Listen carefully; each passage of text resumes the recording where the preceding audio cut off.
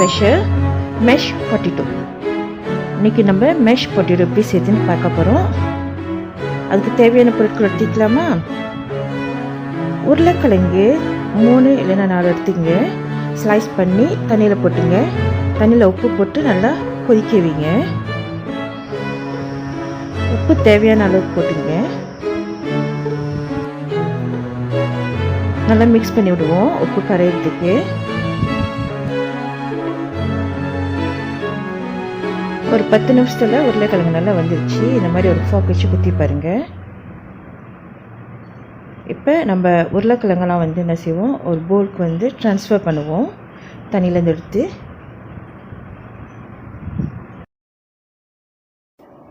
Mesh potato நம்ம கிரேவியோடு, அதாவது black pepper சாஸோடு வச்சு சாப்பிட்டாக்கா ரொம்ப ருசியாக இருக்கும். பொதுவாகவே சிக்கன் ரோஸ்ட் பண்ணிவிட்டு அது சைட் டிஷ்ஷாக சாப்பிடுவாங்க. ஸோ நான் பிளாக் பெப்பர் சாஸோட ரெசிபியும் நான் டிஸ்கிரிப்ஷன் பாக்ஸில் கொடுக்குறேன்.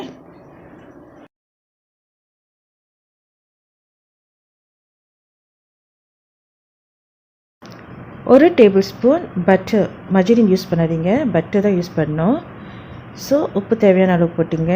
போட்டு நல்லா மேஷ் பண்ணி விடுவோம். நல்லா மாவு மாதிரி இந்த மாதிரி நீங்கள் மேஷ் பண்ணி எடுக்கணும். இதில் கூட ஆப்ஷனலாக நீங்கள் பால் ஆட் பண்ணுறது கூட ஆட் பண்ணிக்கலாம். சில பேர் பால்லாம் ஆட் பண்ணுவாங்க, ஒரு 1 or 2 டேபிள் ஸ்பூன் அந்த மாதிரி. பட்டு நல்ல ஒரு ஃப்ளேவர் கொடுக்கும், நல்ல ஒரு அழகான கலரை கொடுக்கும். அதுவும் இல்லாமல் பொட்டேட்டோட டெக்ஸ்சர் ரொம்ப ஸ்மூத்தாக இருக்கும். இந்த 3 பொருட்கள் ரொம்ப முக்கியம். உப்பு, பட்டர், பொட்டேட்டோ. ஸோ இது 3 பொருட்கள் இருந்தால் போதும், நம்ம மேஷ் பண்ணிடலாம். இப்போ நம்ம நல்லா மேஷ் பண்ணியாச்சு.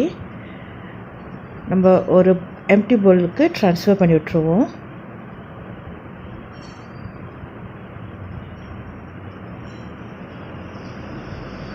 ஓகே, இப்போ நான் ரவுண்ட் ஷேப்பில் அதை டிஸ்ப்ளே பண்ணுறேன்.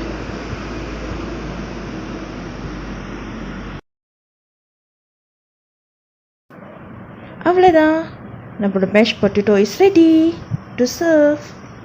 இந்த வீடியோ உங்களுக்கு பிடிச்சிருந்துச்சுக்கா மறவாமல் சப்ஸ்கிரைப் பண்ணுங்கள், பெல் பட்டன் அமுத்துங்க, லைக் பண்ணுங்கள், கமெண்ட் பண்ணுங்கள் அண்ட் ஷேர் பண்ணுங்கள். தேங்க்ஸ் ஃபார் வாட்சிங். God bless you, love you all. இதோட அடுத்த நியூ ரெசிபியில் மீட் பண்ணலாம். Okay, take care, happy cooking. Drop it.